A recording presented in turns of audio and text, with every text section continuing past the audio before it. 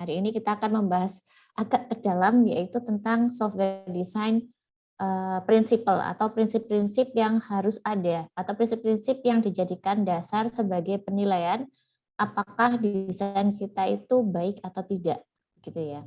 Tapi sebelumnya saya akan menyelesaikan dulu materi minggu lalu. Minggu lalu kan kita mereview tentang SDLC, kita mereview mengenai software development life cycle, di mana di siklus tersebut terdapat beberapa step yang saling berurutan, meskipun variasinya cukup banyak ya, meskipun variasi SDLC itu cukup banyak, tetapi pada intinya urutannya selalu sama, diawali dari planning, kemudian dilanjutkan dengan requirements, dilanjutkan lagi dengan analisa, dilanjutkan lagi dengan desain atau perancangan, kemudian implementasi, kemudian sampai ke deployment dan maintenance. Nah, pada dasarnya sih intinya sama, hanya saja mungkin jumlah step-nya yang variasinya cukup beragam. Termasuk juga minggu lalu terakhir kita bahas juga mengenai variasi dari SDLC, tetapi dalam garis besar ada 3 jenis yang berbeda, yaitu yang pertama adalah waterfall. Waterfall itu adalah kondisi yang paling ideal, ya, yang paling ideal untuk diterapkan, tetapi tentunya waterfall ini hanya akan sesuai untuk proyek yang sifatnya membangun aplikasi yang terintegrasi, dan juga karakternya, kebutuhannya ditemukan secara lengkap di awal. Jadi kebutuhannya sudah fix, kebutuhannya sudah lengkap, dan dipastikan tidak akan terjadi perubahan kebutuhan di step-step berikutnya. Nah, itu kondisi ideal dari waterfall. Kalau proyek menemui kondisi semacam itu, budgetnya cukup, kemudian tenggat waktunya juga cukup, maka waterfall itu yang paling ideal, gitu ya. Tetapi apabila kasusnya adalah proyek itu kebutuhannya masih belum lengkap di awal atau masih menebak-nebak atau masih meraba-raba gitu ya kebutuhannya, dengan cara melempar dulu versi yang mininya ke pasar, kemudian nanti dia akan menjaring feedback dulu dari pasar untuk diperbaiki di versi berikutnya, maka akan lebih tepat untuk menggunakan proses pembangunan yang incremental atau spiral seperti ini ya. Bentuknya seperti ini. Artinya proses pembangunan itu secara urutan sama seperti waterfall, hanya saja kalau di waterfall itu kan cuma satu kali ya, satu kali jalan dari step pertama sampai dengan step terakhir, sudah nggak balik lagi melalui iterasi yang pertama. Lain halnya dengan spiral. Kalau spiral itu setelah satu selesai siklus dia bisa balik lagi ke incremental ke siklus berikutnya gitu ya. Bisa sampai 2 sampai lebih siklus. Nah, idealnya berapa banyak sih Bu ini nanti siklusnya itu bakal berulang terus-terusan. Sebenarnya tidak ada batasan seberapa banyak karena sangat bergantung dari kondisi proyeknya dan program yang dibuat itu sendiri. Hanya saja beberapa literatur itu mengatakan idealnya 3 kali. Idealnya 3 kali iterasi. Kenapa? Karena kalau kurang dari itu yang dikhawatirkan adalah kebutuhan itu belum lengkap, ya. Kebutuhan belum lengkap dan dia dipaksa untuk jalan dan dipaksa untuk rilis, itu imbasnya nanti maintenance-nya cukup berat karena akan ada banyak perubahan-perubahan yang terjadi pada saat software itu sudah beroperasi di klien dan itu cost-nya lebih besar ya. Itu konsekuensinya kalau misalnya iterasinya kurang dari 3. Tetapi kalau seandainya iterasinya terlalu banyak pun itu juga resiko. Resikonya adalah di budget. Ya, umumnya ada di budget. Semakin sering iterasinya atau semakin banyak iterasinya, maka ya pasti budgetnya juga butuh lebih banyak gitu ya. Nah, itu resikonya di sana. Oke, masing-masingnya punya plus dan minusnya sendiri-sendiri dan punya karakteristik proyek apa yang cocok menerapkan metode siklus tersebut. Dan yang terakhir itu kemarin adalah proses pembangunan yang sifatnya reaktif. Reaktif itu artinya kalau incremental itu dia menyesuaikan dengan klien, menyesuaikan dengan pangsa pasarnya, jadi sangat bergantung pada feedback yang didapatkan oleh klien atau didapatkan oleh pangsa pasarnya. Sedangkan kalau reaktif tidak. siklus reaktif itu bergantung pada developer. Jadi keputusannya apakah kita mau increment lagi atau tidak itu dari sisi developer. Evolusi ini merupakan bagian yang disebabkan oleh respon dari developer terhadap persepsi kebutuhan. Jadi yang berhak menentukan alurnya, si jalannya siklus itu bagaimana, itu adalah si developer. Contohnya seperti open source software, di mana open source software itu ya karena dia tidak bergantung pada pasar, hanya bergantung pada developer, maka biasanya rilisnya juga terbatas ya. Versioningnya jumlahnya lebih sedikit dibandingkan dengan yang incremental, dibandingkan dengan software-software yang lain.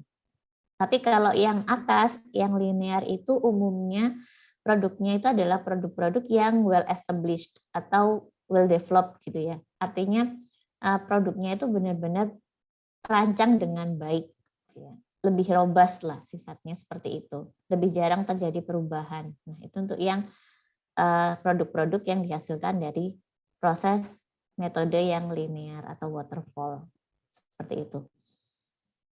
Oke, saya lanjutkan. Berlanjut ke proses perancangan perangkat lunak itu sendiri. Kalau misalnya ada interupsi atau pertanyaan langsung saja raise hand ya. Di sini saya juga sambil memantau aktivitas Anda. Jadi kalau misalnya ada pertanyaan langsung saja raise hand, nanti akan saya beri kesempatan untuk bertanya. Baik, saya lanjutkan ke berikutnya mengenai proses perancangan perangkat lunak. Nah, sekarang kita masuk ke prosesnya. Apa saja sih yang dilakukan di dalam proses tersebut dan tujuannya apa? Oke, proses perancangan yang ideal adalah sebuah proses yang mentransformasikan masalah ke dalam solusi. Jadi pada dasarnya yang dimaksud dengan perancangan itu yang kita desain adalah solusinya. Problemnya dari mana, Bu? Problemnya ya dari kebutuhan, dari SKPL, itu problemnya. Nah, yang kita cari adalah solusinya. Solusi itu kita desain dengan level abstraksi. Nanti saya berbicara juga ya tentang level abstraksi. Solusi itu kita desain dengan level abstraksi yang mencukupi, ya, tidak terlalu tinggi, tidak terlalu rendah, disesuaikan dengan pembacanya. Nah, proses desain atau proses perancangan solusi semacam ini yang kita sebut dengan software design. Pada proses perancangan menghasilkan solusi yang dapat berjalan pada masalah yang diberikan. Dan yang terakhir adalah perancangan adalah deskripsi dari solusi. Ya. Atau dengan kata lain perancangan itu adalah step by step ya atau algoritma atau langkah-langkah yang digunakan yang diimplementasikan ya, yang nantinya akan diimplementasikan untuk menerapkan solusi itu menjadi sebuah produk atau software. Tujuan perancangan itu sendiri terbagi menjadi 3 tujuan besar, tujuan fungsional, tujuan non-fungsional, dan tujuan semi-fungsional. Tujuan fungsional adalah tujuan yang sangat berkaitan dengan fungsi dari si produk itu sendiri. Membuat sistem yang sesuai dengan kebutuhan. Maksudnya fungsi yang sesuai itu bagaimana, Bu? Intinya adalah tujuan perancangan ini, tujuan perancangan yang sifatnya fungsional ini ditujukan untuk menjawab kebutuhan. Jadi fokusnya adalah untuk menjawab kebutuhan pengguna. Karena itu modelnya nanti, bentuknya nanti adalah mengimplementasikan fungsionalitas dari sistem. Fungsionalitas itu ya berarti pekerjaannya si sistem itu ya. Apa saja yang akan dikerjakan oleh sistem. Nah, itu yang dibangun di perancangan. Tujuan yang kedua adalah perancangan itu juga memuat aspek non-fungsional. Non-fungsional itu berkaitan erat dengan kualitas dari produk atau software yang dihasilkan. Misalnya seperti flexibility, extendability, portability, reusability. Nah, sebenarnya antara fungsional dan non-fungsional ini dua hal yang berbeda ya, yang berbeda. Kalau fungsional, ketika ada satu kebutuhan saja yang tidak kita fasilitasi, dikatakanlah kebutuhan itu prioritasnya tinggi ya, esensial, maka produk itu bisa dikatakan gagal, tidak memenuhi atau tidak bisa menjawab klien, tidak menjawab permasalahan dari klien. Tapi lain halnya dengan non-fungsional. Kalau non-fungsional itu adalah aspek-aspek yang membantu atau aspek-aspek yang mensupport sistem kita itu berjalan dengan baik. tapi secara fungsional dia sudah terpenuhi, gitu ya. Itu bedanya non-fungsional dengan fungsional. Atau dengan kata lain mungkin bisa saya analogikan, kalau tujuan fungsional itu ketika ada satu sistem yang cacat, nggak jalan, maka satu produk itu cacat, nggak jalan, tidak akan digunakan oleh klien. Tapi kalau yang non-fungsional, itu misalnya ada satu kebutuhan atau satu aspek kualitasnya itu cacat atau tidak ada, maka belum tentu software itu tidak digunakan.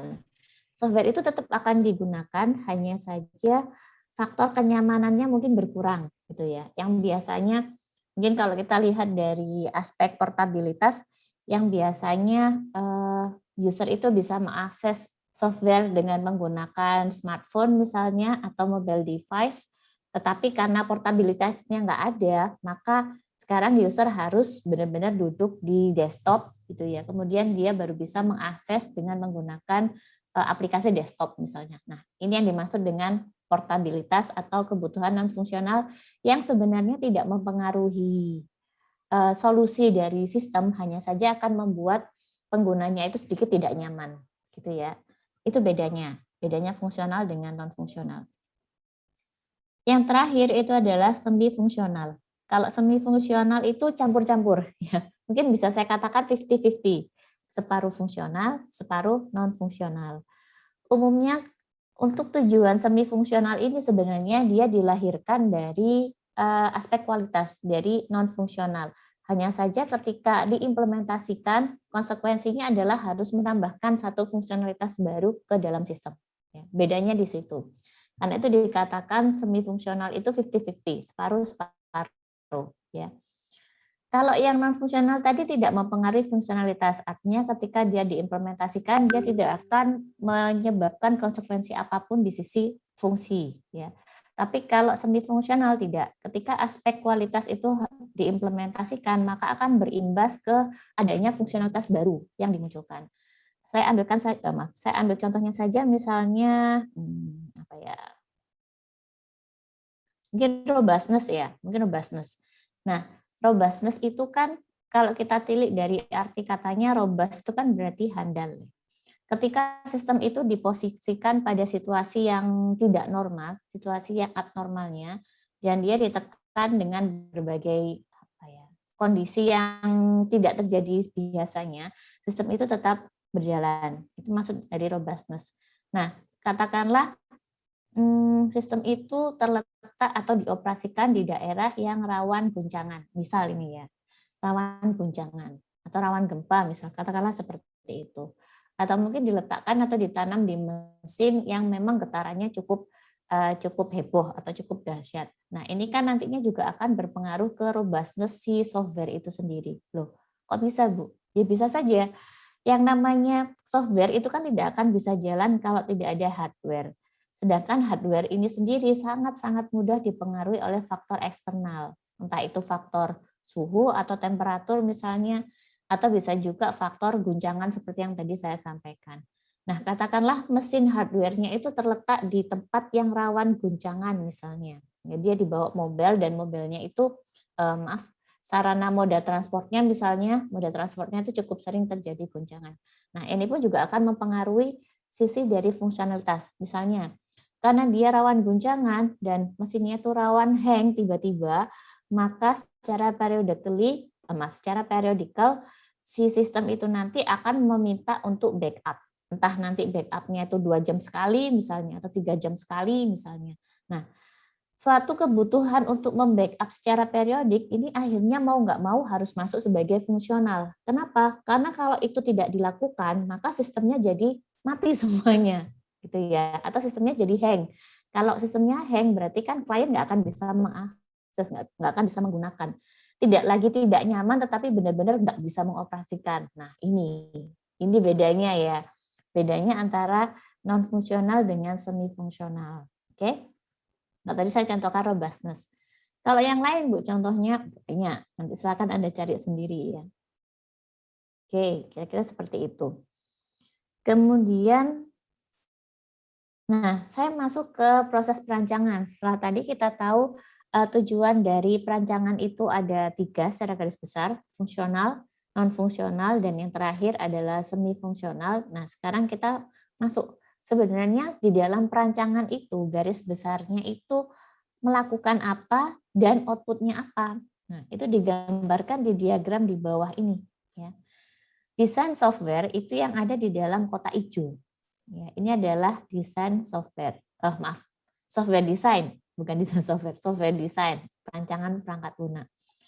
Nah, di dalam software design itu ada dua jenis perancangan yang nantinya akan kita bangun. Perancangan konseptual dan perancangan teknis. Perancangan konseptual itu sifatnya lebih abstrak. Ya. Lebih abstrak itu ya berarti lebih apa ya? Lebih general, lebih generik, lebih umum. Nah, itu perancangan konseptual. Sedangkan yang satunya lagi adalah perancangan teknis. Kalau perancangan teknis itu lebih detail, ya, lebih detail. Nah, di dalam software design itu mencakup dua tahap itu tadi, yaitu perancangan konseptual dan perancangan teknis. Meskipun nanti bentuk diagramnya juga beda-beda, yang konseptual itu bagaimana, yang teknis itu bagaimana, begitu ya. Kalau bisa saya gambarkan yang paling paling familiar dengan Anda adalah dulu di SBD. Di SBD itu kan ada dua jenis diagram. Diagram konseptual sama diagram fisikal. Nah, diagram konseptual itu masuk yang ke desain konsepnya. Konsepnya ada entitas bernama mahasiswa. Konsepnya ada entitas bernama FRS misalnya. Konsepnya ada entitas bernama mata kuliah. Itu konsep. Okay. Karena dia sifatnya konsep, maka abstraksinya lebih tinggi, lebih general, lebih umum. Ya, tidak ternyata perancangan konseptual itu kita breakdown lagi ke level lebih rendah, ke level yang lebih detail, maka kita sebut dengan perancangan teknis. Contohnya dari CDM tadi kita breakdown ke PDM, ya, atau kita generate ke PDM, gitu ya. Di PDM itu lebih detail karena di PDM itu akhirnya nanti akan ada penambahan objek baru, misalnya seperti foreign key, atau adanya penambahan constraint, atau adanya penambahan atribut baru yang disebabkan karena adanya konsep relasi antar entitas di CDM-nya. Nah, ini merupakan salah satu bentuk atau salah satu contoh dari dua level perancangan yang berbeda. Satunya konseptual, satunya lebih detail atau lebih teknis, gitu ya. Di dalam proses perancangan perangkat lunak itu mendesain keduanya, ya, berdasarkan level abstraksi yang dibutuhkan. Kita nanti akan bicara banyak tentang level abstraksi di materi berikutnya hari ini.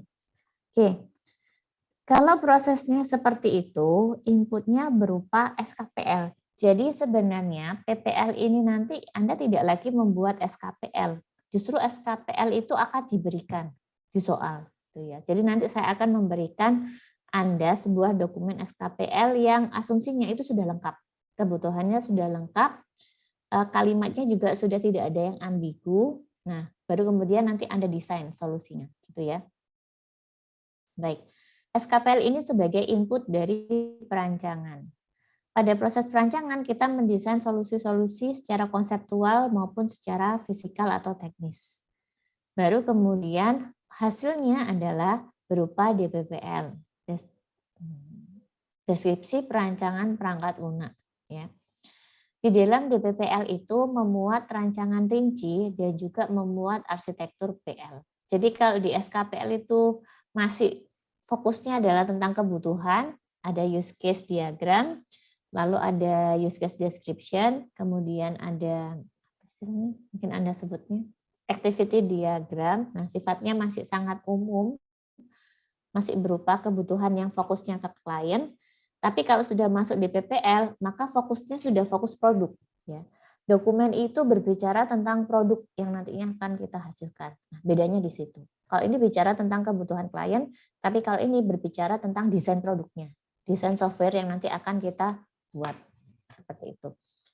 Karena dia bercerita dan sangat erat dengan produk, maka isi dari DPPL itu berupa arsitektur perangkat lunak, ya, arsitektur dari desain softwarenya yang akan kita bangun, dan juga rancangan rincinya, ya, desain-desainnya, termasuk juga diagram-diagram, termasuk juga kalau ada package diagram, yaitu kita masukkan ke DBPL. Kemudian ada lagi satu nanti Anda kenal namanya deployment diagram. Jadi ada package diagram, ada deployment diagram. Mungkin deployment diagram itu belum Anda dapatkan dulu di APSI. Nanti akan kita bahas lagi di DBPL. Gitu ya. Baik. Nah, kalau misalnya diagram yang tadi, alur yang tidur itu tadi saya berdirikan gitu ya, saya ulas lagi dalamnya secara lebih detail, maka bisa dijabarkan seperti ini. SKPL yang berupa input, ya, SKPL yang merupakan input dari proses software design itu sebenarnya akan mensuplai, akan memberikan spesifikasi kebutuhannya. Spesifikasi kebutuhan itu nantinya akan digunakan untuk mempertimbangkan arsitektur desain yang akan dipilih. Apakah saya mau pakai arsitektur client server misalnya?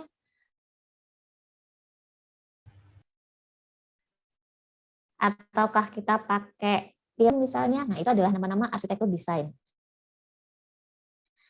Kita akan bahas lengkap mengenai arsitektur desain minggu ketiga, minggu depan. Oke, arsitektural desainnya, maka sebenarnya pemilihan arsitektur itu akan menyetir cara jalan logik kita untuk mendesain sebuah software.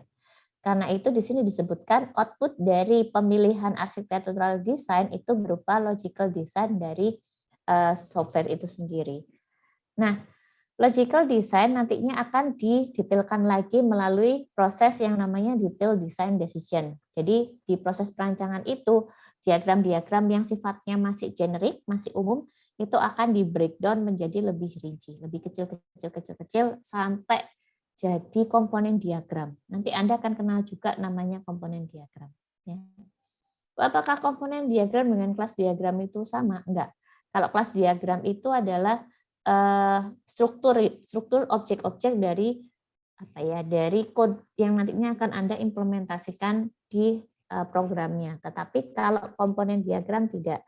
Komponen diagram itu memang komponen bisa berupa kelas, tapi komponen itu juga bisa berupa modul yang lain, bisa berupa library, bisa berupa modul, bisa berupa subsystem. Nah, kita sebutnya sebagai komponen.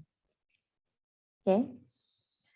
Dan outputnya nanti adalah berupa physical design details atau detail-detail dari perancangan fisik. Ya, jadi di sini nanti bentuknya lebih konkret, tetapi tidak sampai jadi source code ya, enggak. Mungkin di sini nanti cuma levelnya sedikit di atasnya source code. Nanti akan saya tunjukkan beda-bedanya. Oke, kira-kira seperti itu. Dari sini apakah ada pertanyaan sejauh ini?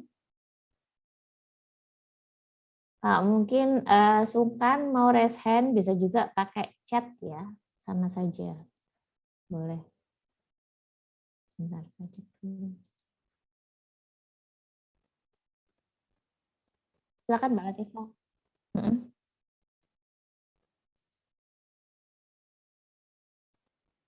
Ya,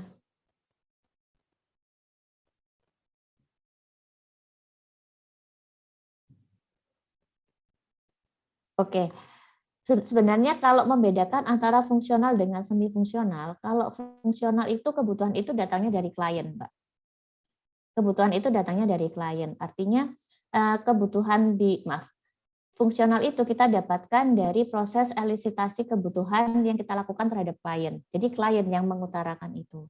Sedangkan kalau semi fungsional itu kadangkala tidak dari klien, tetapi dari aspek-aspek kualitas yang memang dituntut oleh kedua belah pihak, baik itu si developer maupun dari sisi si klien. Ya, jadi kalau untuk semi fungsional ini nggak pure, nggak murni dari sisi klien. Kemudian yang membedakan lagi, kalau yang di fungsional tadi itu umumnya, bukan umumnya ya, pasti dia bentuknya adalah fungsi. Fungsi itu ya berarti sistem akan melakukan A, sistem akan melakukan B, sistem akan meminta C, sistem akan meminta D. Misalnya seperti itu ya. Itu adalah fungsi. Tetapi kalau yang semi fungsional awalnya dia berupa kualitas. Kualitas itu misalnya sistem bisa berjalan dalam kondisi bla bla bla. Ketika terjadi guncangan, sistem akan bertahan dalam waktu sekian menit, sekian detik. Itu ya. Oke, bedanya di situ. Itu kita sebut sebagai aspek kualitas. Nah, asalnya dari situ. Kemudian karena dia bentuknya aspek kualitas dan ketika akan diimplementasikan secara teknis ya, secara teknis. Jadi yang bisa menilai apakah dia nanti akan jatuh ke semi functional ataukah tetap ke non fungsional itu adalah si developer sendiri. Karena yang akan tahu bentuk implementasinya itu ya dari developer sendiri. Yang melakukan perancangan, yang melakukan studi ya, yang akan melakukan studi kalau misalnya kualitas robustness tadi itu kita terapkan, imbasnya apa, efeknya apa, konsekuensi yang harus dijalankan itu apa. Nah, itu yang tahu adalah developer. Nah, ketika konsekuensi dari penerapan kualitas itu nanti akan memunculkan sebuah fungsi baru di sistem, akan memunculkan kebutuhan baru di sistem, maka kualitas itu kita golongkan ke semi fungsional. Seperti itu, Mbak Latifah. Apakah menjawab? Ya. Oke. Jadi membedakannya dari asalnya ya, dari asal muasalnya. Kalau yang fungsional itu dari klien, kalau fungsional itu dua-duanya, klien dan developer. Seperti itu. Itu pembedanya. Oke. Sebenarnya ada lagi sih contohnya, kalau semi fungsional itu misalnya kalau katakanlah kualitas yang mau ditekankan itu sekuritas ya, security. Nah, sekuritas. Nah, sekuritas itu misalnya implementasinya akhirnya nanti menggunakan fingerprint scanner misalnya.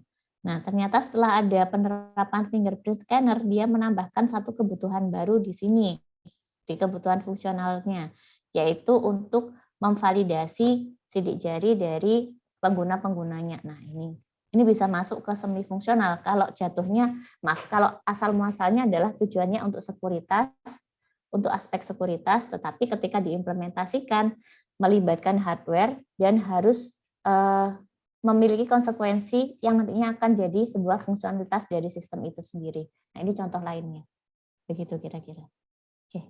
Monggo teman-teman yang lain kalau ada pertanyaan silakan.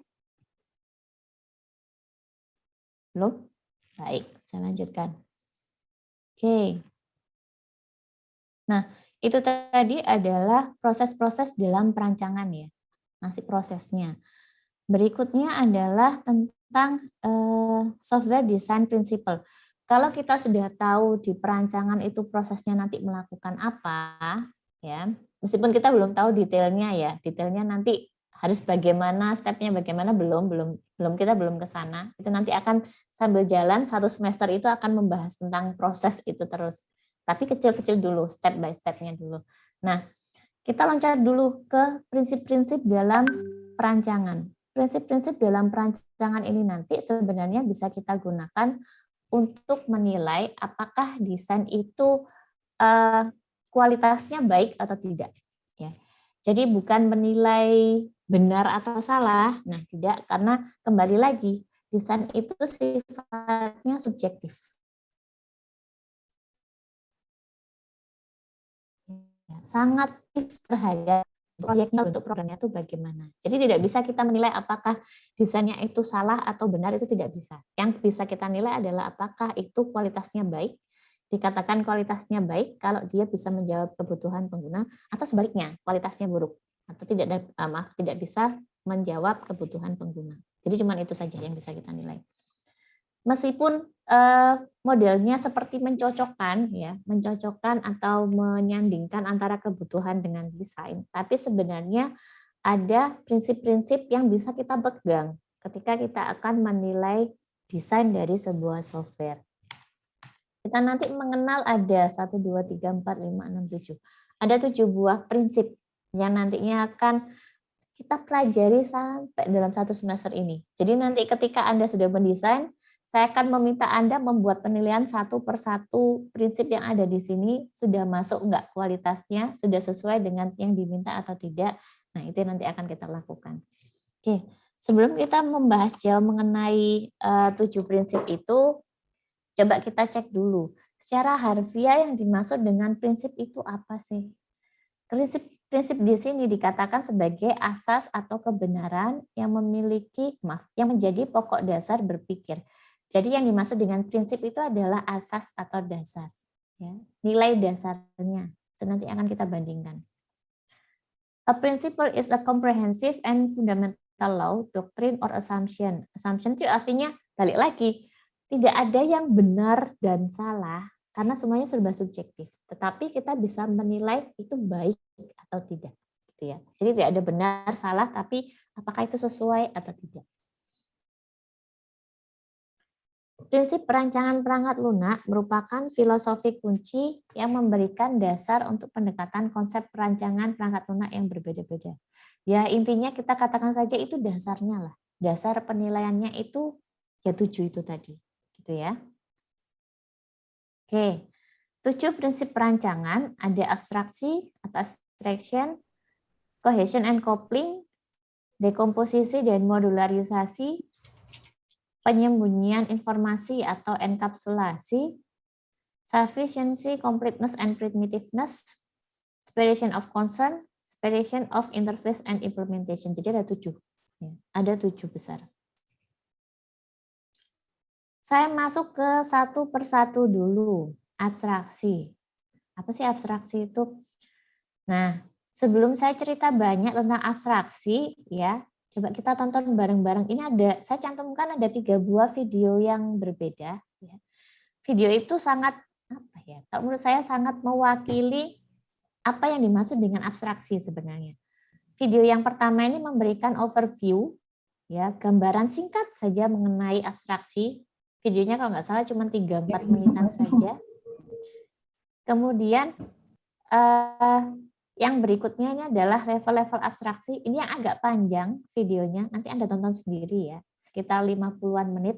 Tapi itu sangat-sangat memberikan, kalau menurut saya itu setiap level abstraksi yang dia ceritakan di sana, itu nanti ada contohnya. Ya, dia ceritakan dalam bentuk contoh juga. Kalau desainnya seperti ini, level abstraksinya masuk kemana, apakah sudah cukup atau tidak. Nah itu dia jelaskan di 50 menit itu. Dan yang terakhir itu adalah abstraksi yang di level lebih teknis lagi, lebih rendah lagi, yaitu abstraksi di level programming. Ya. Karena sebenarnya nanti secara konsep antara abstraksi dan kohesi, abstraksi dan enkapsulasi itu sama-sama bisa diterapkan di programming. Jadi selain dia bisa diterapkan di desain, dia juga bisa diterapkan di programming. Nah, yang membedakan apa antara abstraksi dan enkapsulasi itu ada di video yang nomor 3. Tapi untuk pembuka kita tonton dulu bareng-bareng yang video pertama. Nah, saya tutup dulu.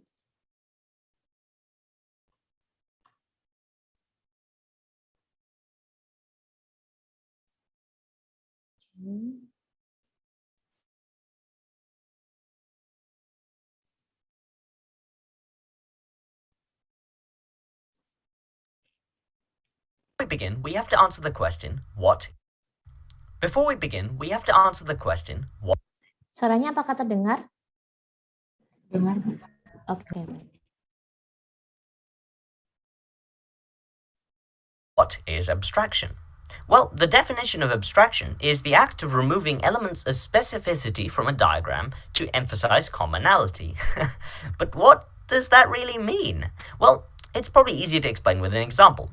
Imagine you have a car. The car has a lot of attributes, such as engine type, the number of miles it's traveled, the age of the car, and even the paint color of the car. Now, let's say you're describing your car to a friend. You wouldn't tell him about the engine type or the number of miles it's traveled, because that wouldn't be helpful to helping him find the car. You'd tell him about the paint color. On the other hand, if you were describing your car to a mechanic, he wouldn't care about the paint color. He'd want to know about the engine type, the number of miles it's traveled, and even the age of the car. So, from this scenario, we can see that in real life, depending on the scenario, we describe the same object in different ways. This is abstraction. In everyday life, we use abstraction.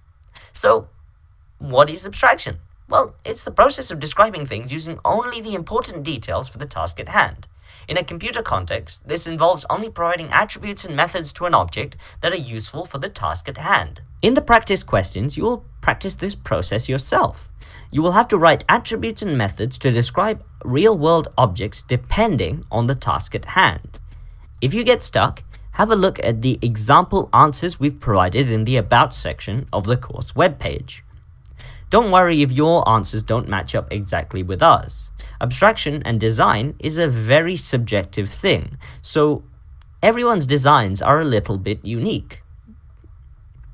Finally, we will also be using UML diagrams in our answers. This is just a fast way of representing objects. We write the object name and then the attributes of the object underneath it in a separate box. And finally, we write the object methods. After each object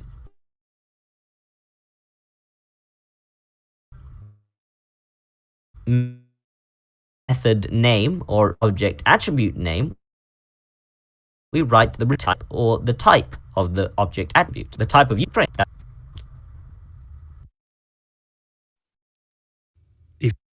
Sebentar. Endingnya nggak menggantung ya. Saya sendiri kaget kalau itu sudah selesai.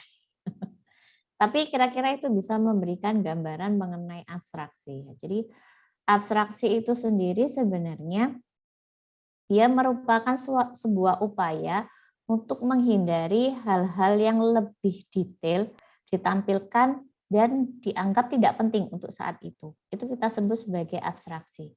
Kalau tadi dicontohkan di video itu, dia ngasih contoh misalnya kita akan mengabstraksikan sebuah mobil. Ya. Mobil itu kan atributnya banyak sekali.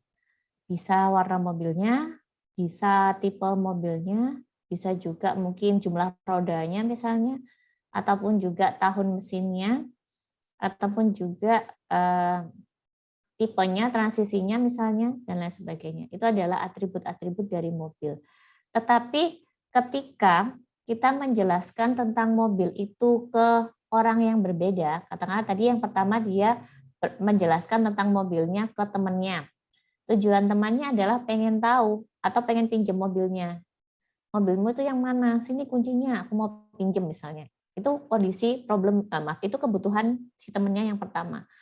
Kebutuhan yang kedua adalah atau orang yang kedua diajak ngobrol itu adalah montir ya atau teknisi. Nah, ketika dia mendeskripsikan mobilnya ke dua pembaca atau dua orang yang berbeda, itu nanti akan menyebabkan dia menggunakan level abstraksi yang berbeda pula. Kalau misalnya dia menjelaskan ke temannya, nggak mungkin lah ya, nggak mungkin dia bilang, itu loh mobilku yang tahun mesinnya 2020 misalnya. Padahal tujuan si temannya itu dia mau pinjam mobil, dia sudah dapat kuncinya, cuman nggak tahu mobilnya yang mana. Tapi kalau info yang kita sampaikan, atribut yang kita utarakan itu adalah tentang tahun mesinnya, maka teman Anda itu pasti nggak bakal bisa nemu mobil Anda. Karena dia harus buka e-kap mobil satu persatu di parkiran gitu kan ya. Nah ini yang nggak masuk akal. Nah solusinya bagaimana? Kalau misalnya teman Anda yang nanya, mobilmu yang mana? Aku mau pinjam. Maka Anda jelaskan sesuai dengan level abstraksi kebutuhannya dia, yaitu yang bisa dia lihat saat itu, yang dia butuhkan saat itu, yaitu bisa juga tipe mobilnya dan juga warnanya misalnya. Itu loh sedan warna merah misalnya, atau itu loh SUV warna hitam misalnya. Nah, dengan begitu teman Anda itu bisa memahami dan bisa mendapatkan apa yang dia inginkan. Ya. Lain halnya kalau pembacanya itu montir. Misalnya kalau montirnya tanya ke Anda, mobil Anda itu yang mana atau yang bagaimana? Itu loh yang catnya merah. Dia tujuannya ya kebutuhannya si montir itu misalnya dia ingin memperbaiki mesin Anda. Tapi kalau Anda cuma menjawab itu loh yang merah, itu tidak akan banyak membantu montir. Kecuali kalau Anda sampaikan mobil saya itu transmisinya auto misalnya. Kemudian tahunnya itu tahun sekian, bahan bakarnya itu ini misalnya ya. Terus harusnya itu oktannya itu ini dan seterusnya misalnya ya. Nah, disinilah kita bisa menganalogikan yang dimaksud dengan abstraksi. Jadi abstraksi itu sebenarnya adalah suatu upaya untuk meniadakan detail-detail yang dianggap tidak penting saat itu. Bisa dimengerti ya?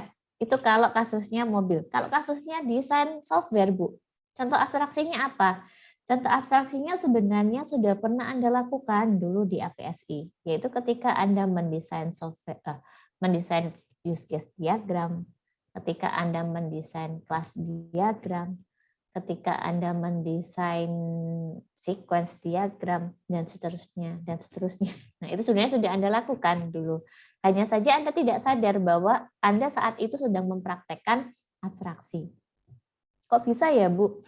Nah, saya contohkan saja, Dulu ketika APSI, ya, diagram yang pertama kali Anda buat itu apa?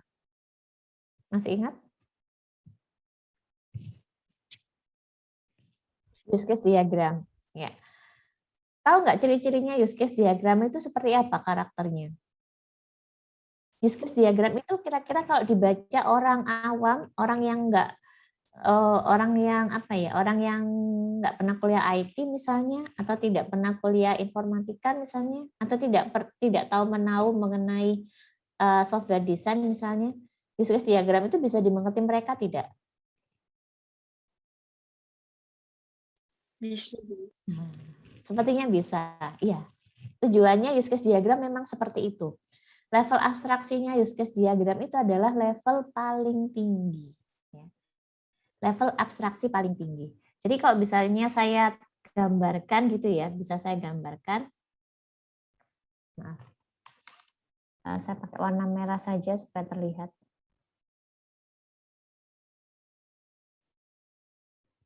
Jadi kalau misalnya bisa saya gambarkan, ini level abstraksi ya. Kemudian, nah seperti ini. Yang atas itu adalah height. Semakin ke atas itu levelnya semakin tinggi. Semakin ke bawah itu levelnya semakin rendah, semakin low. Maka ketika Anda kemarin mendesain di APSI, itu Anda mulai dari height-nya dulu. Semakin height itu semakin general, semakin umum, semakin apa ya? Semakin tidak detail ya. Contohnya apa? Contohnya yang kemarin Anda buat itu di use case diagram. Di sini ada use case diagram. Kemudian use case diagram itu Anda breakdown lagi kan. Anda breakdown ke bagian-bagian yang lebih kecil tapi tetap masih bisa dibaca oleh klien, dibaca oleh orang awam. Yaitu dalam bentuk apa? Breakdown dari use case diagram bentuknya apa? Masih ingat? Yang muncul di use case description dalam bentuk alur, diagram apa namanya? Nah, activity diagram. Itu levelnya sudah turun ke bawah, ya, sudah lebih rendah dibandingkan dengan use case diagram. Ya. Oke. Kemudian setelah itu ada diagram-diagram yang lain ya. Saya anggap saja karena bentuknya diagram itu sebenarnya ada belasan, hanya saja kita tidak menyampaikan semua, hanya yang penting-penting saja. Lalu kalau yang modelnya kelas diagram itu ada di tengah-tengah. Kelas diagram itu pastinya dia di bawahnya activity diagram karena bentuknya lebih berbau teknis ya. Sebenarnya kelas diagram itu nanti kan implementasinya dalam bentuk code ya. Dalam bentuk struktur code Anda. Kalau di kelas diagram Anda buat 5 kelas, maka nanti di program Anda, di source code program Anda juga punya 5 kelas ya, 5 implementasi kelas. Nah, kemudian lebih detail lagi dari kelas diagram itu ada, masih ingat? Kalau kelas diagram Anda breakdown jadi apa?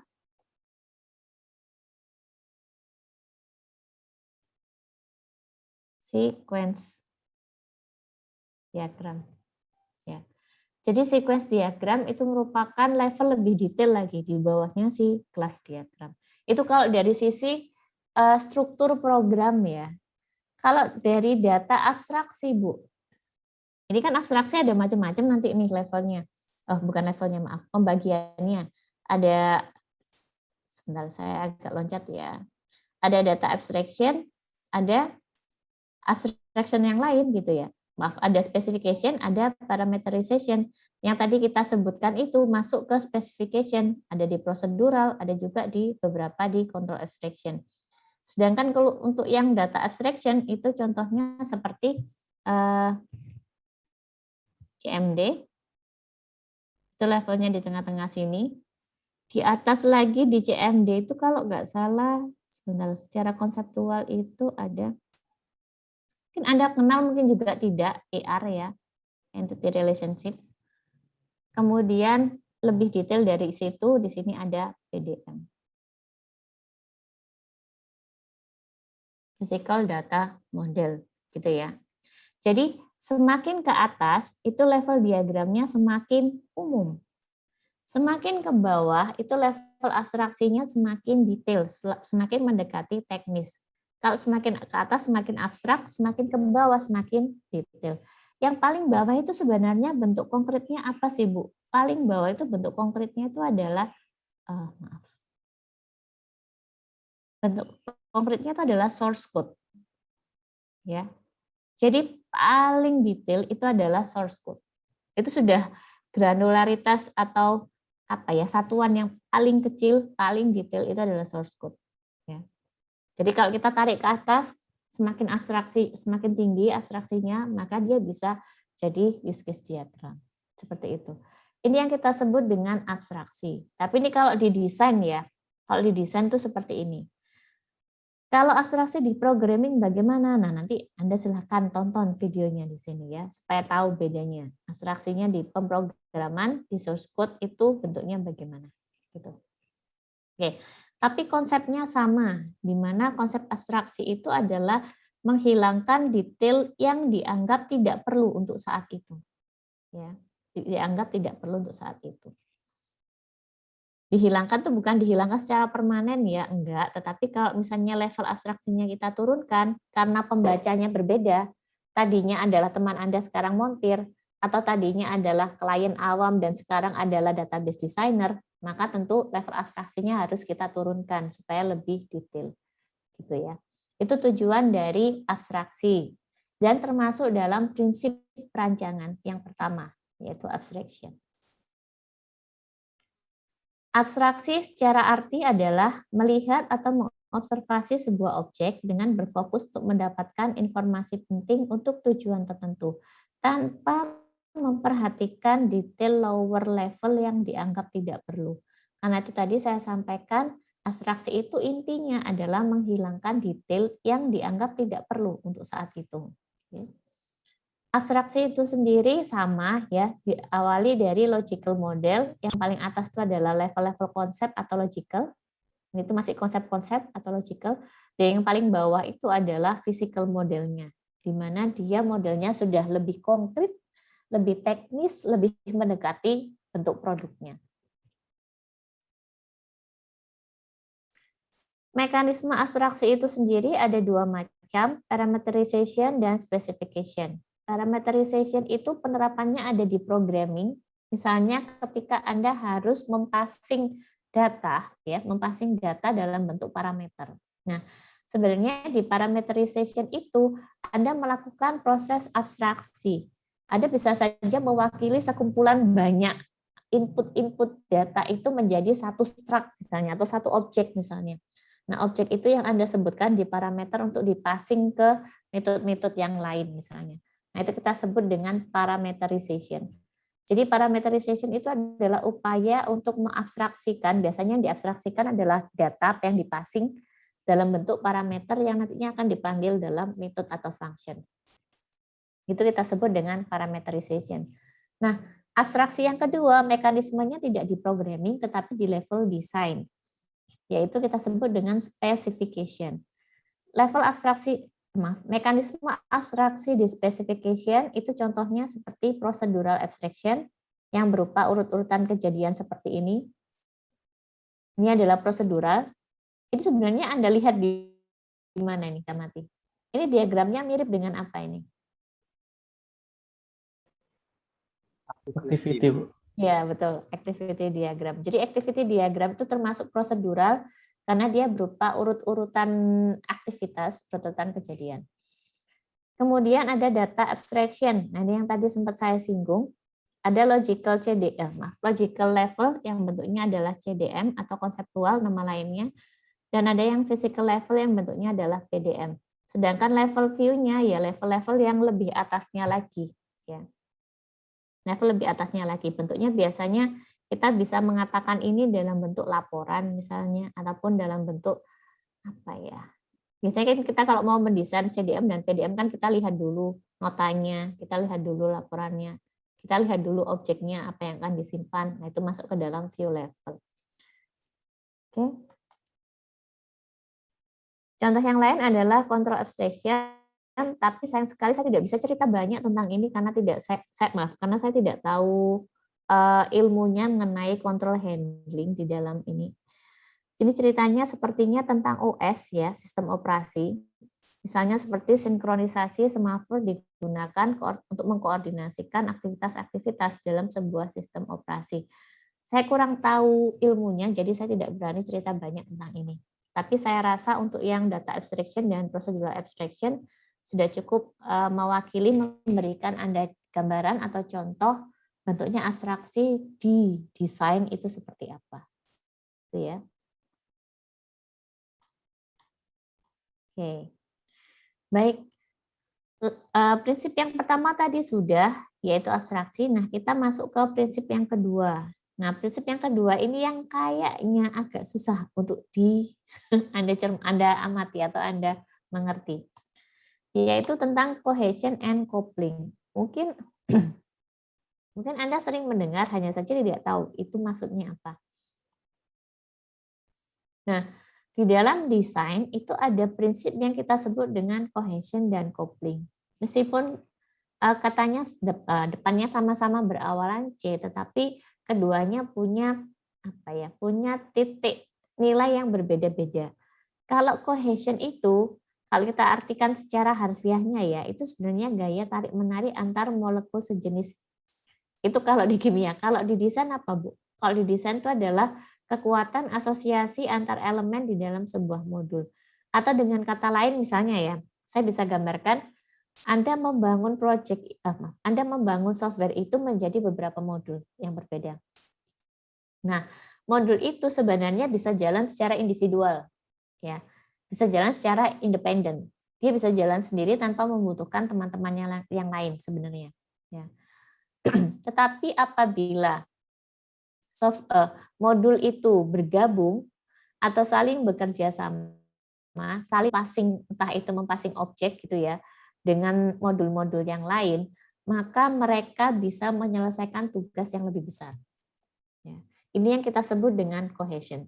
Jadi cohesion itu adalah gaya kerjasama atau tingkat kerjasama antar beberapa modul yang berbeda untuk memprovide atau untuk menyajikan fungsi yang lebih besar, tujuan goal yang lebih besar. Itu kita sebut sebagai kohesi. Jadi kalau misalnya bisa kita gambarkan, bisa saya katakan ke bahasa yang lebih awam gitu ya. Ya kamu boleh individual, tetapi kalau ketika kamu diposisikan untuk menyelesaikan tugas yang lebih besar, maka kamu harus kerjasama dengan teman-temanmu yang lain misalnya ya. Ini kita sebut dengan kohesi. Dan kohesi ini berbeda dengan coupling. Saya jelaskan dulu yang coupling. Kalau coupling itu artinya modul itu tidak bisa berdiri sendiri. Dependensinya tinggi. Nah, yang dimaksud dengan coupling adalah apabila ada satu modul, dia tidak bisa menyelesaikan tugasnya, tidak bisa menyelesaikan fungsinya tanpa memanggil atau tanpa meminta bantuan dari modul-modul yang lain. Ini kita sebut dengan coupling. Dengan kata lain, coupling itu juga merepresentasikan gaya ketergantungan. Ketergantungan antara modul itu dengan modul yang lain. Ya, itu kita sebut dengan coupling. Coupling yang modelnya seperti ini, misalnya, ini saya katakanlah, ini modul 1, ini modul 2, ini modul 3 gitu ya. Ini modul 4, dan ini modul 5. Kalau bentuknya seperti ini, kita sebut sebagai loose coupling. Jadi, tidak mungkin ada satu modul yang bisa berdiri sendiri tanpa manggil yang lainnya, itu jarang bisa kita membuat modul seperti itu. Pastinya ada, tapi tidak terlalu banyak. Nah, model ketergantungan yang semacam ini kita sebut dengan loose coupling. Modul 1 hanya bergantung dengan modul 2 dan modul 5. Modul 2 bergantung dengan 3 dan 1. 3 hanya dengan 2 dan 4 dan seterusnya. Tapi kalau ketergantungan yang semacam ini kita sebut dengan ketergantungan yang tight, yang tinggi. Karena bisa jadi modul 1 itu membutuhkan keempat-empat temannya untuk bisa menyelesaikan tugas mandirinya. Nah, ini kita sebut dengan tight coupling. Oke. Nah, kalau sekarang Anda sudah tahu prinsip dasarnya atau mungkin gambarannya mengenai kohesi dan coupling. Sekarang saya tanya, desain yang baik, desain software yang baik, kira-kira yang koplingnya tinggi atau koplingnya rendah? Koplingnya tinggi itu artinya ketergantungannya tinggi. Kalau di gambar tadi itu bentuknya yang tight kayak gini. Ini adalah kopling yang tinggi atau kopling yang rendah. Kira-kira menurut Anda yang lebih baik yang mana? Izin jawab, Bu. Silakan Mas Daniel. Menurut saya yang loose coupling, Bu. Karena misalkan satu modul error, itu nggak ngefek ke banyak modul. Betul. Betul. Jadi didesain idealnya adalah kita mengurangi koplingnya. Semakin rendah koplingnya, maka keterawatannya juga semakin mudah. Gitu ya. Sama seperti yang tadi disampaikan oleh Mas Daniel. Kalau ada satu modul yang dia harus katakanlah dikarantina dulu atau dia harus diperbaiki dulu, maka imbasnya ke modul-modul yang lain itu limited, terbatas sekali, dan itu bisa dengan mudah diselesaikan. Tapi lain halnya kalau koplingnya itu sangat tinggi seperti ini. Ketika ada satu perubahan di modul tertentu, imbasnya itu sangat masif, sangat besar, dan maintenance-nya susah, ya. Karena itu ketika Anda membuat desain, pastikan ketika fungsi itu berjalan, dia harus mereturnkan sebuah value. Anda tarik garisnya, dia butuh fungsi atau dia butuh parameter dari mana saja. Ya, nah ini yang kita sebut nanti dengan kopling. Ini bisa dihitung, ini bisa didesain. Ya, ini juga kelihatan di kelas diagram. Karena itu nanti sembarinya kita jalan satu materi dengan materi berikutnya, saya juga akan menambahkan beberapa materi yang lebih detail terkait dengan kelas diagram. Kalau sebelumnya di kelas diagram Anda di APSI diajarkan pokoknya ada dua kelas yang saling ngobrol, yaitu nanti asosiasi gitu ya, ditarik garis, keduanya punya relasi asosiasi. Tapi faktanya di dalam kelas diagram itu ada sekitar 5, kalau nggak salah 5 relasi yang berbeda. Ada asosiasi, ada generalisasi, ada juga nanti itu apa ya satunya itu. Saya lupa, pokoknya yang penurunan sifat itu juga ada. Jadi ada 5 sebenarnya. Nanti akan kita bahas juga di minggu kelima kalau nggak ke-6. Oke. Baik, itu untuk kopling ya. Jadi idealnya desain yang baik itu adalah yang koplingnya rendah. Karena nanti keterawatannya, maintenance-nya juga lebih mudah. Cost-nya untuk merawat itu juga lebih kecil. Oke. Nah, bagaimana dengan cohesion kira-kira? Kalau yang disebut cohesion itu secara harfiahnya itu seperti ini. Menurut Anda, desain yang baik itu yang kohesinya tinggi atau rendah?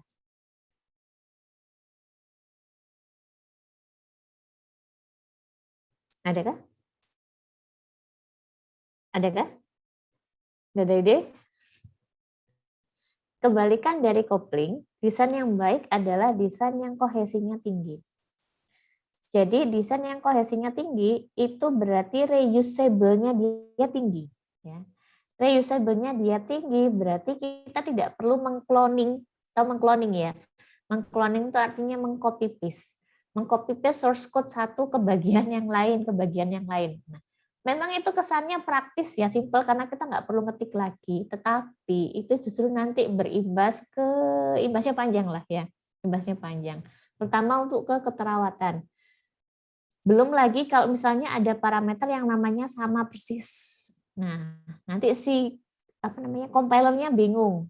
Ada parameter namanya sama-sama counter, variabelnya namanya sama-sama counter, satu letaknya di kelas A, satu letaknya di kelas B, A dan B saling memanggil misalnya dan seterusnya, dan dia bingung. Counter ini nanti saling override atau bagaimana. Nah, ini. Oke. Jadi intinya untuk desain yang baik adalah desain yang kohesinya tinggi, reusable-nya tinggi. Jadi ketika modul itu dengan modul yang lain, mereka bisa menyelesaikan task yang lebih besar, ya, task yang lebih kompleks, dan itu jalan. Tapi dengan di sisi lain, kalau misalnya modul itu dipisahkan atau modul itu harus berjalan sendiri, ya dia bisa jalan sendiri. Nah, itu yang dimaksud dengan loose coupling, couplingnya rendah, tapi kohesinya tinggi, high. Itu ya. Pada dasarnya ada beberapa level kok. Kohesi itu ada beberapa rentang kohesi, ada level kohesinya. Semakin ke atas itu semakin tinggi kohesinya.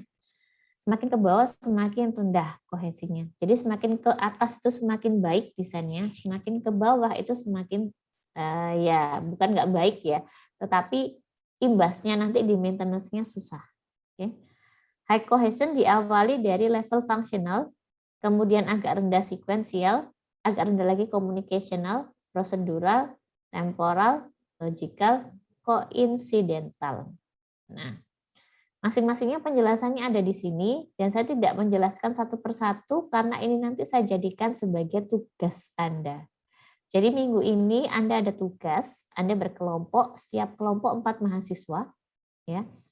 Anda bagi tugas dengan teman-teman Anda. Tugasnya adalah Anda menjelaskan rentang kohesi dan rentang kopling di tiap-tiap levelnya, disertai dengan contohnya. Anda kemas dalam bentuk PPT, kemudian Anda presentasikan, direkam. Ya, videonya jadikan satu dengan video penjelasan dari teman-temannya, boleh diunggah di repo manapun, mau di Google Drive boleh, mau diletakkan di YouTube, mungkin numpang channel temannya silakan. Yang dikumpulkan adalah linknya dan PPT Anda. Ya, jadi tugasnya seperti itu ya. Anda membuat atau Anda mencari, menjelaskan tentang tiap level dari kohesi dan kopling, bagi tugas dengan keempat temannya. Kemudian terangkan, kemas dalam bentuk PPT dan video. Yang dikumpulkan adalah PPT dan link videonya. Waktunya 1 minggu. Ya. Kebetulan sudah saya post juga di Classroom. Nanti silakan dicek di akhir perkuliahan. Oke. Jadi saya tidak menjelaskan lebih detail mengenai level kohesi maupun level kopling. Silakan nanti ini menjadi tugas Anda yang mencari. Oke. Ini juga ada konten, common, control, stem, data, dan uncoupled. Uncoupled ini yang paling parah, bukan paling parah, maaf. Bukannya paling parah, ini yang paling bagus malahan. Yang koplingnya sangat-sangat low. Ya, bukan loose lagi, malahan dia low. Uncoupled berarti antara satu modul dengan modul yang lain ya nggak ada garis apapun. Begitu ya. Oke, nanti silakan Anda cari contohnya. Oh iya betul. Karena nggak ada garis apapun tidak dijelaskan. Ya. Betul. Oke. Tapi gini. Secara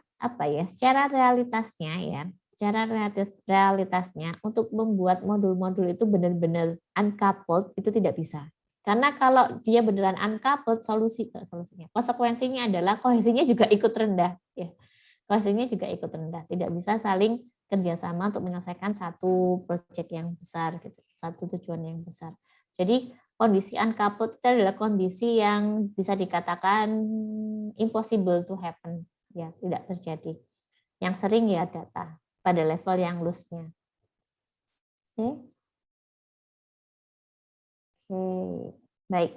Nah, itu tadi adalah prinsip yang kedua. Jadi kita sudah punya prinsip abstraksi, kemudian kita juga sudah pegang prinsip tentang cohesion and coupling. Yang ketiga adalah prinsip dekomposisi dan modularisasi. Ini pun juga sudah Anda praktekkan dulu di ATSI. Dekomposisi dan modularisasi itu intinya adalah Anda membagi software Anda atau Anda membagi desain Anda itu menjadi bagian-bagian yang lebih kecil. Nah, itu adalah arti kata dari dekomposisi. Memecah sesuatu yang awal mulanya itu besar, ya, luas itu, dipecah menjadi bagian-bagian yang lebih kecil dan lebih spesifik. Tujuannya adalah supaya bisa memodelkan dengan lebih detail, ya, dan lebih teliti. Itu yang kita maksud dengan dekomposisi. Sedangkan modularisasi itu adalah bentuknya, bentuk implementasinya. Jadi dekomposisi itu adalah prosesnya, sedangkan modularisasi itu adalah implementasinya dalam bentuk modul. Proyek yang gede, software yang besar itu tadi, Anda pecah-pecah, didekompos prosesnya, didekompos menjadi bagian lebih kecil. Bagian lebih kecil itu Anda kemas menjadi modul. Nah, itu yang disebut dengan modularisasi. Nah, tujuannya apa? Tujuan dari dekomposisi dan modularisasi itu sebenarnya adalah pembagian tugas. Menempatkan fungsionalitas dan tanggung jawab yang berbeda ke komponen yang berbeda pula. Dengan demikian ketika terjadi bug nantinya, bug itu akan lebih mudah untuk dilacak karena tiap-tiap modul punya tanggung jawab sendiri-sendiri. Tidak saling overlap gitu ya. Itu yang dimaksud dengan dekomposisi dan modularisasi. Contohnya juga beberapa dari Anda mungkin juga pernah mempraktekkan membuat dalam bentuk package diagram. Package diagram itu bentuk dari modularisasi. Ya. Dalam bentuk package. Di dalam paket itu ada terdiri dari beberapa, kalau di sini saya katakan mungkin beberapa metode ya. Karena ada yang, kalau dari namanya dia berbunyi nama fungsi, search, kemudian edit, enter, select, dan lain sebagainya, itu kata-kata kerja. Sedangkan yang di atas ini adalah modularisasi dari beberapa tempat ditarik ke atas jadi satu folder gitu ya. Di sini. Oke, ini adalah contoh dari modularisasi juga. Oke. Efeknya apa? Kalau misalnya modularisasi itu tidak kita terapkan, nah sebenarnya sangat bergantung dari softwarenya itu sendiri. Kalau softwarenya skopnya kecil, ya kemungkinan besar nggak pakai modularisasi pun juga oke, nggak masalah. Justru malah kalau pakai modularisasi tambah ribet gitu ya. Tapi kalau misalnya skop softwarenya itu dari sedang ke besar, maka kita nggak bisa kalau nggak pakai dekomposisi. Efeknya adalah ketika semua code program itu kita jadikan satu tempat, dan di tempat itu nantinya akan sangat ramai, sangat overload. Pertukaran data, passing data, pemanggilan satu metode dengan metode yang lainnya itu sangat susah dilacak karena semuanya tumplek blek jadi satu tempat. Lain hal kalau misalnya kita bagi menjadi bagian-bagian modul yang lebih spesifik.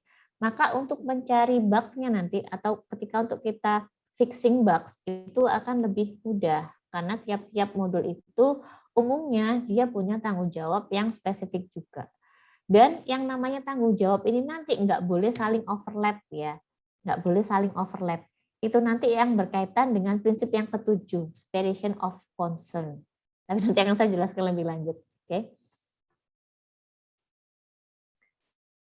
Prinsip yang keberapa sekarang? Keempat ya berarti. Prinsip yang keempat itu adalah penyembunyian informasi atau enkapsulasi. Nah, ini adalah prinsip yang berkaitan dengan sekuritas sebenarnya.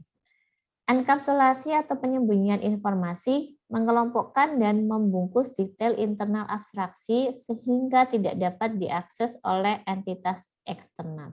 Nah, di sini muncul kata abstraksi, padahal tadi juga sudah ada abstraksi. Tapi antara enkapsulasi dan abstraksi itu tujuannya berbeda.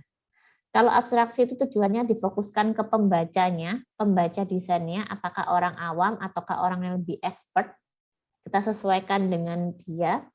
Sedangkan kalau enkapsulasi tidak. Enkapsulasi itu adalah suatu upaya untuk membungkus detailnya. Ya.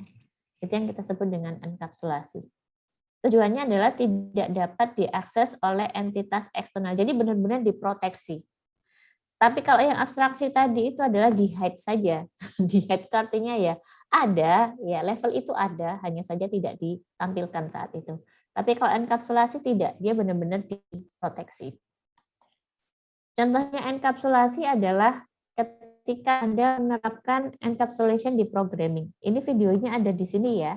Silakan ditonton juga enkapsulasi di programming itu bagaimana. Kalau tidak salah di video yang sama itu juga menjelaskan bedanya enkapsulasi sama abstraksi di programming. Karena abstraksi itu sendiri di programming juga ada. Ya, video yang pertama tadi juga ada, di sini juga ada. Nah, encapsulation di programming itu ibaratnya sama seperti kita memprivatekan atau kita memproteksi data-data yang ada di dalam, kita memproteksi variabel yang ada di dalam kelas tersebut. Saya contohkan saja, saya punya kelas student. Di dalam kelas student itu saya punya name, saya punya, mungkin kalau di sini ada birth date, tanggal lahir, kemudian ada alamat, ada email, kemudian ada jenis kelamin misalnya. Nah, semua itu saya proteksi dari luar sehingga kelas dari luar tidak bisa mengakses variabel saya secara langsung. Cara memproteksinya saya gunakan private. Ya, saya private. Anda pernah dapat PBO? Pernah? Nah, masih ingat tentang ini? Visibilitas?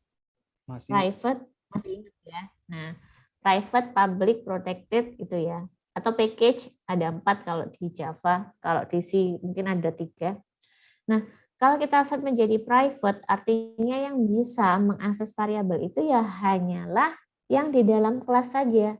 Dalam artian yang ada di dalam kelas student saja yang bisa mengakses itu secara langsung. Lain halnya dengan orang luar, dengan kelas luar. Kelas luar tidak bisa atau tidak punya akses ke variabel itu secara langsung, hanya saja difasilitasi. Mungkin bisa difasilitasi dengan membuat setter getternya. Mungkin kalau Anda di PBO dulu Anda sering mendengar istilah set get. Nah, di sini. Ini bentuknya enkapsulasi. Metode yang memprovide itu diset menjadi public, tapi meniadakan nama variabelnya. Artinya variabelnya tetap diproteksi di dalamnya, tetapi yang dibungkus ya, ibaratnya kan enkapsulasi itu dibungkus ya. Dibungkus dalam bentuk cover yang siap dipakai oleh orang lain. Tanpa orang lain itu perlu tahu di dalamnya isinya apa saja. Nah, itu kita sebut sebagai enkapsulasi. Ya. Jadi ibaratnya gimana ya? Kita ngasih produk ke orang, tapi kita cuma ngasih bungkusnya. Ini loh, tinggal pakai. Kalau orang itu tanya, gimana caranya kamu bikin permen ini? Atau gimana caranya kamu bikin kue ini? Oh, nggak tahu, itu rahasia saya. Itu enkapsulasi. Ya, itu enkapsulasi. Analoginya seperti itu. Oke. Kemudian, ini ada penjelasannya juga. The public methods are the access point to a class private fields or attributes from the outside class. Jadi settingan publik di dalam metode tersebut itu memang ditujukan untuk memfasilitasi kelas lain kalau misalnya dia perlu untuk mengakses nilai value dari variabel tersebut tanpa harus tahu nama variabelnya apa. Gitu ya. Nih yang dimaksud dengan enkapsulasi. Oke. Oh, maaf. Sudahkah? Oh, baik, sudah. Nah, sampai di sini kita sudah punya apa saja tadi? Abstraksi, cohesion and coupling, terus ada dekomposisi modularisasi, lalu ada enkapsulasi. Nah, sekarang kita bahas mengenai separation of interface and implementation, yang kelima. Ya. Pemisahan antara interface dan implementasi. Nah, ini prinsip desain yang bagaimana lagi ya? Pada dasarnya ketika Anda membangun sebuah software, antara sisi layer user dengan sisi layer business logic Anda, itu idealnya harus dipisahkan. Artinya, dari sisi user itu tidak perlu tahu atau bahkan mungkin kita cegah aksesnya untuk mengutak-atik bagian logik program kita. Dan sekaligus ketika ada perubahan di logiknya, itu tidak akan berimbas ke sisi interface-nya secara langsung. Nah, proses pemisahan antar muka dan implementasi ini kita sebut dengan separation of interface and implementation. Jadi yang atas itu level interface, yang bawah itu level implementasi atau business logic. Ya. Business logic ini memang harus kita proteksi dari pengguna. Dengan kata lain, kalau ada user yang membuka Integra, idealnya Anda ya mahasiswa membuka Integra, idealnya Anda tidak tahu proses perhitungan apa yang terjadi di dalam Integra. Yang Anda tahu adalah output akhirnya saja, laporannya saja. Nah, itu yang dimaksud dengan interface and implementation. Oke. Oke, sebentar saya baca dulu customer interface order. Oke. Bentuknya adalah seperti ini. Kita bisa membuatkan sebuah layer atau beberapa modul gitu ya. Di mana untuk layer view, layer yang berkaitan langsung dengan pengguna, yang bisa dilihat langsung oleh pengguna, itu kita pisahkan dengan level perhitungan bisnisnya. Nah, si bisnisnya nanti, bisnis logiknya nanti hanya akan mempassing hasil output dari mereka untuk ditampilkan di sisi interface. Jadi yang mengolah bukan modul interface-nya, tapi algoritmanya itu ada di sini, ada di logiknya. Ya. Itu yang dimaksud dengan pemisahan antar muka dan implementasi. Dan terbukti desain semacam ini lebih mudah keterawatannya, lebih mudah pembangunannya. Mungkin kalau Anda sekarang mendengar istilah front end, back end, pernah tahu? Ya, oke, semacam itu. Front end-nya ya yang kelihatan di depan, back end-nya ya di balik itu. Ya, front end dan back end itu dua layer yang terpisah, meskipun mereka bisa saling berkomunikasi, tetapi klien tidak bisa mengakses back end secara langsung. Klien hanya bisa melihat front end, hanya bisa melakukan interaksi dengan front end-nya saja. Oke. Ini kalau Anda mengambil PWeb, mungkin dia dijelaskan atau mungkin diterapkan juga di ini ya. Kayaknya kalau Anda pakai framework itu mungkin Laravel itu bisa ada menggunakan asas semacam ini, pemisahan antar muka dan implementasi. Atau ada juga CI, Code Igniter, itu juga konsepnya seperti ini, prinsipnya seperti ini. Ada satu modul sendiri, bukan satu modul sih, ada satu bagian sendiri yang mereka sebut dengan view, di mana di view itu berisi code-code yang nantinya akan di-render oleh browser. Jadi bentuknya adalah bootstrap misalnya kayak di HTML gitu ya. Di bootstrap itu nanti akan di-render dan dimunculkan oleh browser dan langsung bisa dilihat dan diklik gitu ya, atau si user itu berkomunikasi ya lewat itu. Dan yang lainnya itu ada yang disebut, selain tadi ada view, ada yang disebut dengan modul dan controller. Maaf, model dan controller. Untuk controller itu memuat proses bisnisnya, sedangkan modelnya itu memuat kalau tidak salah itu pemodelan objek yang didapatkan dari akses ke DB-nya nanti. Nah, ini yang dimaksud dengan pemisahan antar muka dan implementasi. Umumnya diterapkan di framework ya, framework yang saat ini sangat happening untuk dipakai, sangat untuk dipakai. Contohnya adalah Laravel dan Code Igniter. Yang lain saya rasa banyak. Ada beberapa yang menggunakan paradigma ini, hanya saja saya tidak tahu secara detailnya. Mungkin nanti kalau Anda ambil mata kuliah konstruksi PL menggunakan framework, itu akan lebih diulas tentang itu. Entah pakai Scrum atau pakai apa ya. Saya kurang paham teknologinya. Tapi itu pasti akan diajarkan. Baik, itu tadi prinsip yang kelima. Saya ulang lagi ya. Yang pertama tadi ada abstraksi, yang kedua ada kohesi dan kopling, ketiga tadi ada dekomposisi modularisasi, keempat tadi ada apa? Enkapsulasi, kelima barusan ada apa barusan kelima? Separation of interface ya, permisahan antara interface dengan implementasi. Dan yang keenam ini adalah prinsip sufficiency, completeness, and primitiveness. Maksudnya apa ya, Bu? Sufficiency dan completeness itu kecukupan dan kelengkapan. Artinya dikatakan cukup kalau minimalnya sudah terpenuhi. Dikatakan lengkap kalau secara list kebutuhannya semuanya sudah terpenuhi. Menangkap semua karakter kebutuhan yang diutarakan oleh klien. Itu kelengkapan. Sedangkan kalau keprimitifan adalah menggunakan paradigma desain atau best practice atau pola yang terbukti paling sering berhasil. Nah, itu keprimitifan namanya. Jadi yang dimaksud primitif itu artinya ya kita nggak akan mencoba desain atau tidak akan mencoba metode yang lain selama metode yang saat ini existing itu sudah sukses gitu ya. Itu primitif artinya. Lawannya primitif kan modern ya. Kalau modern kan sifatnya lebih kita akan mengeksplorasi semua kemungkinan yang ya bisa sukses bisa enggak gitu kan. Tapi kalau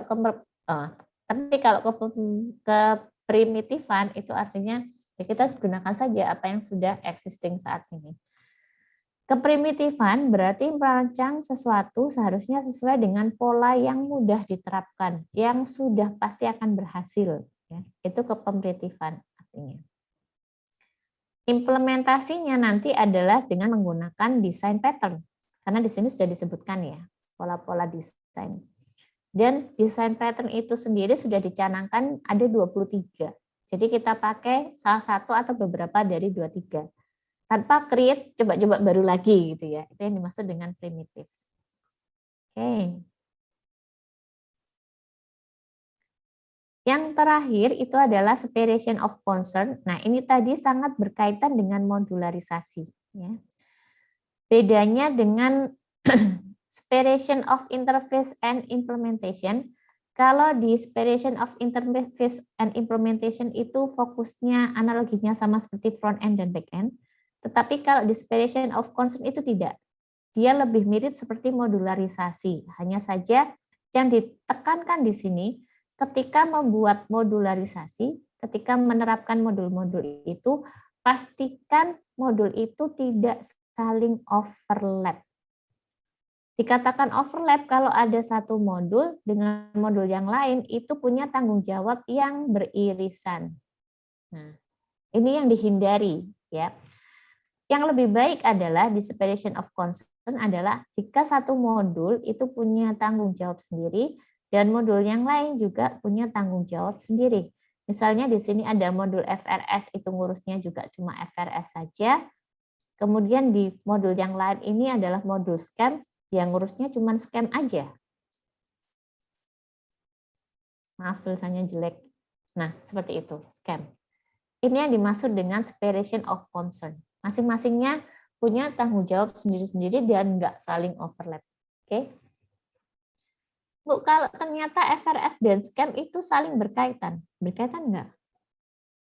Faktanya saling berkaitan nggak? Seingat saya nggak. Scam kan ada perhitungannya sendiri ya.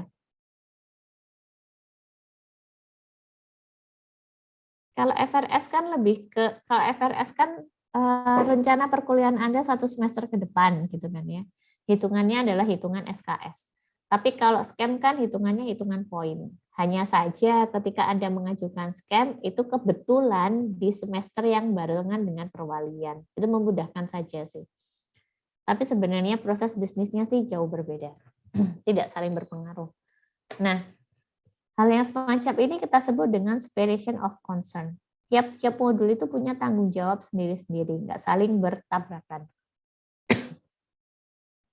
Memisahkan perangkat lunak ke dalam fitur yang berbeda dengan sesedikit mungkin terjadi overlap dalam fungsionalitasnya. Dengan separation of concern, stakeholder dapat lebih fokus pada satu masalah. Nah, ini contohnya sangat bisa dilihat di Integra. Di Integra atau di MyITS Dashboard. Saya bisa buka nggak ya? Coba saya buka dulu.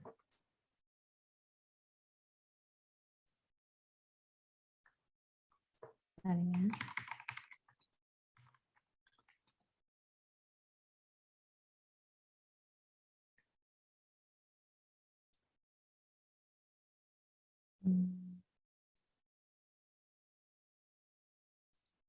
Saya tunjukkan saja bentuknya. Oke. Separation of concern itu sebenarnya seperti yang muncul di MyITS single sign on. Ini sudah benar-benar ada separation of concern. Meskipun di dalamnya juga ada separation of concern satu-satu gitu ya. Misalnya ketika saya akan memasukkan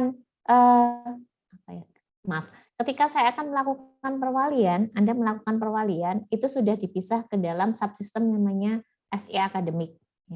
Saya buka dari sana, saya melakukan perwalian dari sana.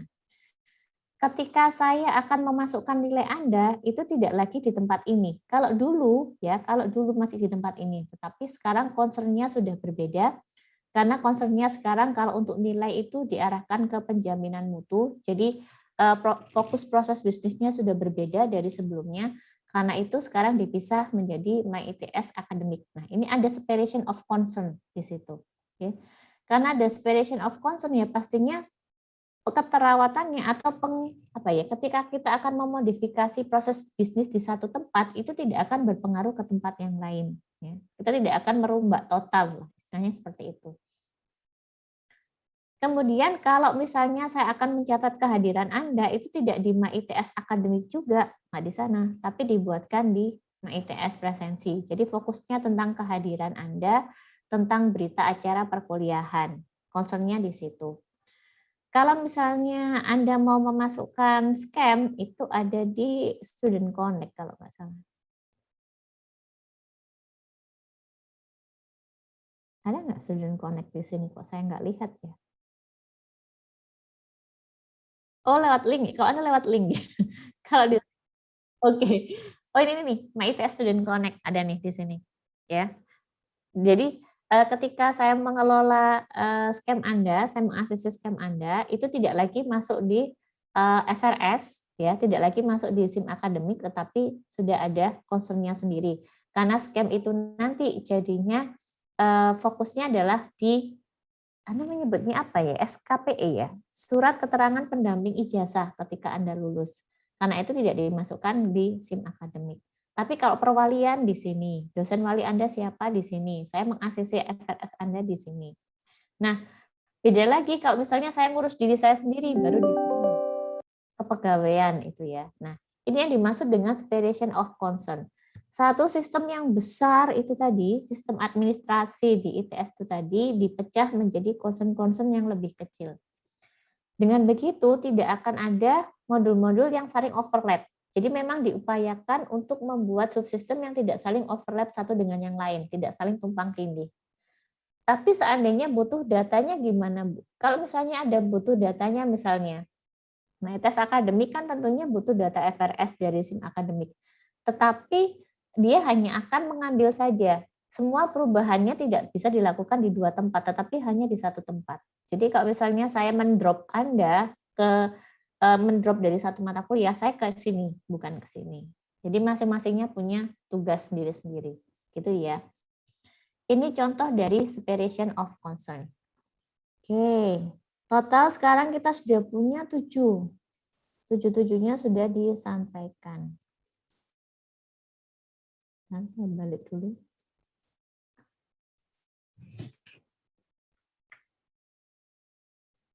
Oke, dari sini silakan. Apakah ada pertanyaan? Ini ya, 7, 1, 2, 3, 4, 5, 6, 7. Kok ini tadi erat kaitannya dengan ini? Tapi tidak sama dengan ini. Beda, fokusnya berbeda. Monggo, kalau ada pertanyaan. Tidak ada? Atau mungkin tanya tentang tugasnya, silakan. Belum ada juga. Oke. Silakan Mbak Latifah.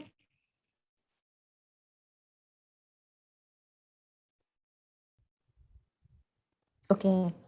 Kalau contoh saya bebaskan, boleh berupa studi kasus, boleh berupa desainnya langsung, karena mungkin di beberapa referensi Anda dapatkan dalam bentuk sudah kelas diagram gitu ya, boleh seperti itu. Atau bisa juga dalam bentuk source code, boleh juga. Jadi tergantung dari, silakan Anda cari saja referensinya di internet, boleh ke 3 bentuk itu. Bebas Mbak Latifah. Karena memang bentuknya nanti juga beragam sih, jadi saya nggak bisa menyeragamkan, cari diagramnya. Karena ada yang nggak bisa ditunjukkan melalui diagram, memang. Terutama untuk bagian kopling-kopling yang koplingnya adalah kopling data. Nah, kopling data itu nggak bisa ditunjukkan lewat diagram. Harus lewat code, ya, source code, karena dia implementasinya nanti ke pemanggilan parameter sebenarnya. Passingnya melalui passing parameter. Nah, itu juga seperti itu. Daripada menyusahkan, ya, sebaiknya tampilkan saja contoh yang memang bisa Anda dapatkan di internet. Ya. Bisa berupa studi kasus misalnya, bisa berupa gambar kalau memang ada, atau bisa juga dalam bentuk source code jika memang yang bisa Anda temukan adalah dalam bentuk source code. Begitu ya. Asalkan Anda bisa menjelaskan. Karena kan nanti yang saya nilai itu tidak hanya PPT-nya saja, tetapi juga penjelasan Anda. Dan karena masing-masing orang nanti wajib mempresentasikan, ya otomatis tiap-tiap orang, tiap-tiap Anda juga harus belajar.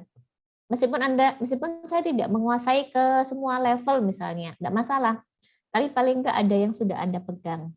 Tapi upayakan yang baik-baik Anda harus tahu ya. Misalnya kalau untuk kopling itu kan kopling yang semakin loose semakin baik. Karena itu tanya temannya nanti yang kebagian rangkan yang bagian mana? Maaf, saya geser dulu.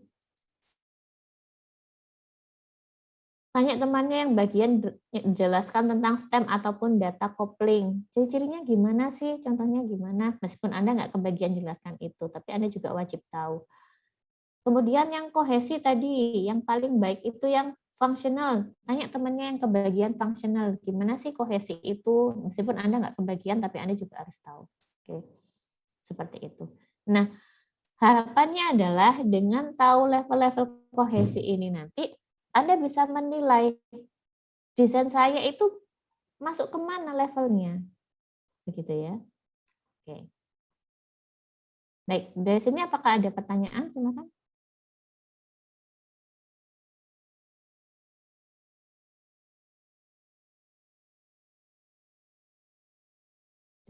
Tidak? Oh, baik. Baik, nanti silakan dibuka ya. Dan juga nanti rekamannya seperti biasa, rekamannya akan saya share juga. Jadi hari ini karena materinya ya begini, ya cuma sampai sini. Kalau saya memberikan materi tidak banyak, biasanya 1 minggu itu 1 pertemuan ya ringkas saja, tapi Anda lebih banyak eksplorasi dan Anda lebih banyak praktik. Tugasnya jangan lupa dikerjakan, waktunya hanya 1 minggu ya. Waktunya hanya 1 minggu, jadi upayakan jangan terlambat, karena nanti diskonnya cukup besar, 50%. Oke? Baik, pastikan Anda absen hari ini, kode presensinya sudah saya share, 168476, ya. Yang minggu lalu juga sudah saya masukkan presensinya, tapi kecuali kalau Anda merasa minggu lalu masuk, tetapi di presensinya masih kosong, langsung saja wapri saja ke saya. Oke?